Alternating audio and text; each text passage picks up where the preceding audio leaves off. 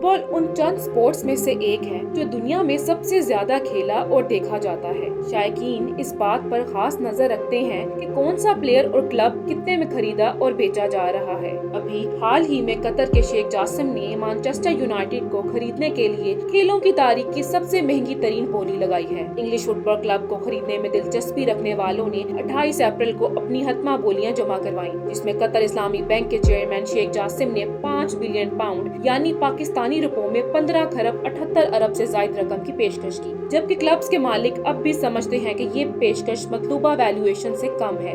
दूसरी जानिब क्लब में 20% हसस के मालिक और जोर ग्लेजा ने तखमिया लगाते हुए बताया है कि मैनचेस्टर यूनाइटेड की मौजूदा कीमत 6 बिलियन यूरो है, यानी पाकिस्तानी रुपयों में 18 खरब 94 अरब से ज्यादा है। ख्याल रहे कि रवां साल के इब्तिदा में कतरी सरमायाकारों के एक ग्रुप ने मारूफ फुटबॉल क्लब मैनचेस्टर यूनाइटेड को खरीदने का ख्वाब सजाया था।